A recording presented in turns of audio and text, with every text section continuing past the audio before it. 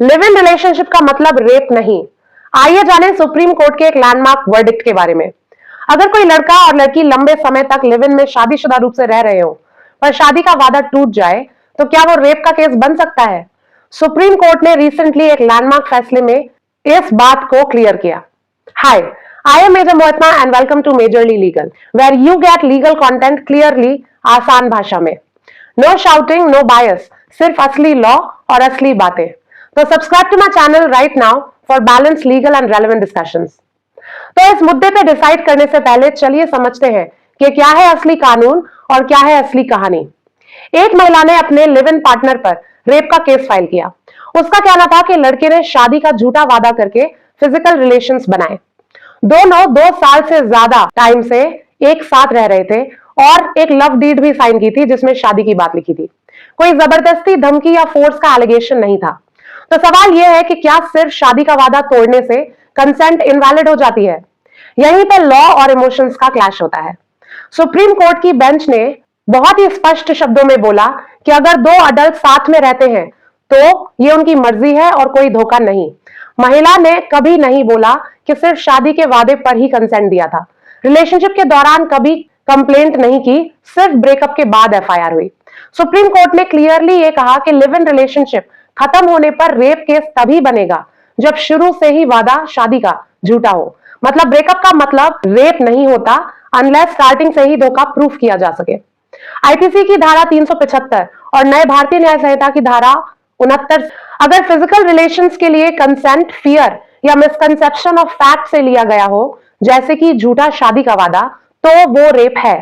पर कोर्ट ने क्लैरिफाई किया कि सिर्फ मन बदलने से नहीं, वादा शुरू से ही झूठा होना चाहिए। अगर अडल्ट्स म्यूचुअल अंडरस्टैंडिंग से साथ रहते हैं तो लॉ मान के चलता है कि कंसेंट थी, जब तक जबरदस्ती या धोखा प्रूव ना कर पाए। इससे क्या कॉशनरी टेल्स मिलती हैं, आइए जाने दोनों तरफों के लिए। पहली बात, कई बार ब्रेकअप के बाद या शादी की डेस्परेशन में कुछ महिलाएं लॉ को वेपन बना लेती हैं। शादी नहीं तो रेप का केस फाइल कर दूंगी। सुप्रीम कोर्ट ने बोला कि लॉ रिवेंज लेने या जबरदस्ती शादी करवाने का टूल नहीं है। दूसरी कॉशनरी टेल जो आदमियों के लिए है, कई लड़के इमोशनल प्रॉमिसेस जैसे शादी, फॉरएवर, फ्यूचर, ये बोलकर फिजिकल रिलेशंस बनाते हैं। अगर आपका इरादा गलत था और प्रूफ मिल गया तो कानूनी प्रॉब्लम हो सकती है। मैनिपुलेशन क्राइम नहीं है पर अनएथिकल जरूर है और कोर्ट सब पैटर्न देखती हैं, बस प्रॉमिसेस नहीं। और कॉशनरी टेल नंबर 3 जो दोनों के लिए है, लॉ प्रोटेक्ट करती है, आपकी पेरेंट नहीं है। कानून आपका हार्ट ब्रेक फिक्स नहीं करेगा, ना ही इंप्लाइड प्रॉमिसेस इन्फोर्स करेगा। लिव इन में हो तो इंटेंशंस क्लियर रखो, बाउंड्री सेट करो और सब कुछ ओपनली डिस्कस करो। इंपॉर्टेंट चैट्स, मैसेजेस सेव करो, लीगल प्रोटेक्शन के लिए भी और खुद की क्लैरिटी के लिए भी। तो इस केस के प्रैक्टिकल टेकअवेज क्या है? अगर आप लिव इन रिलेशनशिप में हैं या प्लान कर रहे हैं तो कंसेंट हमेशा ऑनगोइंग और क्लियर होनी चाहिए।